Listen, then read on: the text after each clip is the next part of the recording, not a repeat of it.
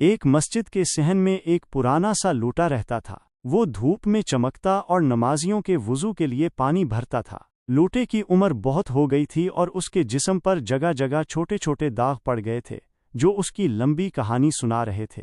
لوٹے کے برابر میں ہی ایک نئی نویلی 20 لگی تھی۔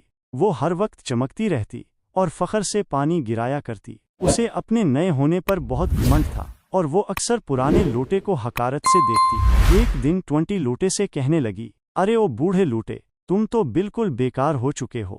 تمہارے بدن پر اتنے داغ ہیں، کوئی تمہیں دیکھنا بھی پسند نہیں کرے گا۔ دیکھو میری طرف، میں کتنی چمکدار اور نئی ہوں۔ نمازی مجھ سے پانی لینا زیادہ پسند کرتے ہیں۔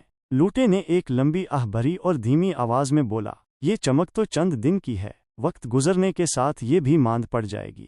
اور یہ جو داغ تم دیکھ رہی ہو، یہ ہر اس نمازی کی نشانی ہے جس نے مجھ سے وضو کیا ہے۔ ان میں میرے پیار اور خدمت کی داستانیں چھپی ہیں۔ 20 نے اپنی تیزی سے پانی گرانا جاری رکھا اور لوٹے کی بات پر ہنسی۔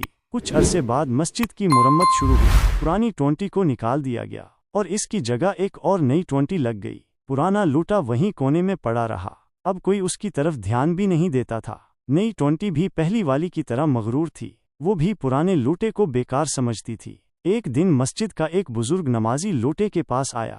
اس نے لوٹے کو اٹھایا، اس کے اوپر جمی گرد صاف کی اور اسے پیار سے دیکھا۔ پھر وہ اسے مسجد سٹور روم میں لے گیا۔ لوٹے کو ایک ایسی جگہ پر رکھا گیا جہاں سے بچے قرآنی تعلیم حاصل کرنے کے بعد وضو کرتے تھے۔ لوٹے کو اب بھی استعمال کیا جاتا تھا، لیکن اب اس کی خدمت کرنے والے چھوٹے بچے تھے۔ وہ لوٹے کو پیار سے بھرتے اور اسے وضو کرتے۔ ایک دن ایک چھوٹا بچہ وضو کر رہا تھا کہ لوٹا اس کے ہاتھ سے پھسل کر گر گیا۔ لوٹے کو کوئی بڑا نقصان تو نہیں پہنچا، لیکن اس کے جسم پر ایک اور نیا داغ ضرور پڑ گیا۔ بچے نے ڈرتے ہوئے لوٹے کو اٹھایا تو لوٹے نے اپنے اندر سے ایک دھیمی سی مسکراہٹ محسوس کی۔ یہ داغ کسی حقارت کی وجہ سے نہیں، بلکہ ایک معصوم بچے کی محبت کی وجہ سے تھا۔ پرانے لوٹے کو اپنی زندگی سے کوئی شکایت نہیں تھی۔ وہ جانتا تھا کہ ظاہری چمک دمک عارضی ہوتی ہے، جبکہ خدمت اور محبت ہمیشہ باقی رہتی ہے۔ اس نے بہت سے نمازیوں کی خدمت کی تھی اور اب معصوم بچوں کی کر رہا تھا۔ اس کے داغ اس کی کہانی تھے، ایک ایسی کہانی جو خاموشی سے سب کو یہی پیغام دیتی تھی کہ اصل خوبصورتی خدمت میں ہے۔ دوستو، اگر آپ کو یہ فرضی کہانی اچھی لگی ہو تو ان بچوں کے لیے لائک، شیئر اور چینل کو سبسکرائب ضرور کر دیں۔ شکریہ۔